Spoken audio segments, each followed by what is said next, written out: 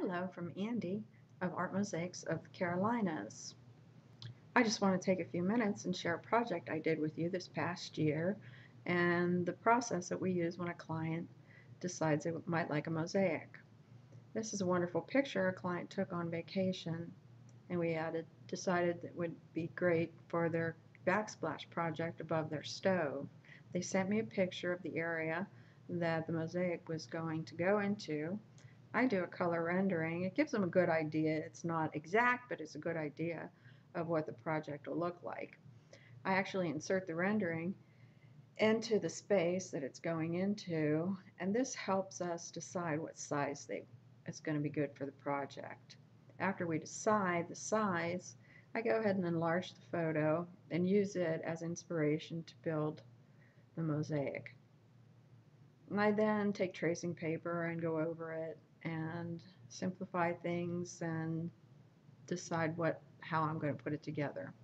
I use natural stone in my mosaics. They're marble, travertine, and different varieties. I also use a wet saw, a diamond blade wet saw, to produce the shapes from the mosaics that I do.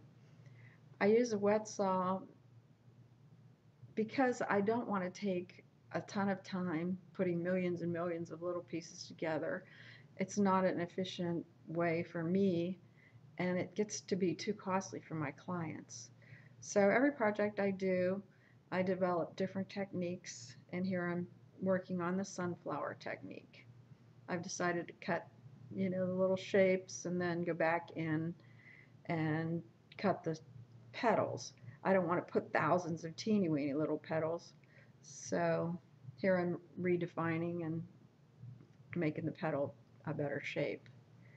I think I've got that technique down pretty well, so I'm going to go ahead and advance and start laying out the field. Here I have plastic I put down first, and then I put down netting. Client actually wanted the sunflowers to be a little more brilliant, so I stained them. Here I'm putting the stems and leaves in place.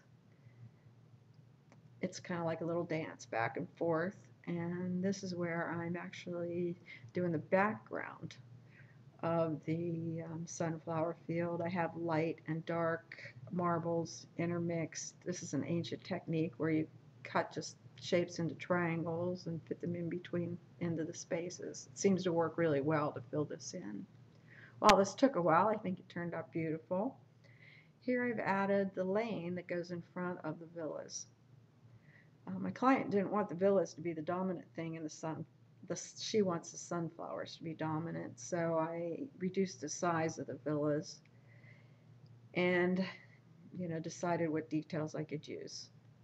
The next step is Architecture 101, where I cut out the shapes and I decide how to put the landscaping in and cut in between things. I keep going back and forth, fitting the shapes into each other. And here's our first little villa that's on the right. It's not totally complete, but it's a good idea of how it's done. Here I'm starting to add the background landscaping. I try to intermix the different colors so they're not all the same. This is the other villa on the second side, actually on the left side. And I weave the colors and shapes and sizes back and forth. Here I put a little mailbox in there. And as you can see, the landscaping is taking shape. I'm almost ready to start the sky. There's also a tree limbs on the left side of this that come into it, kind of in the forefront of the photo. I actually cut out strips of tassos and stained them for the sky. I wanted a bright sunny blue sky. And as you can see in the next photo, the mosaic is complete. This is what it looks like before shipping.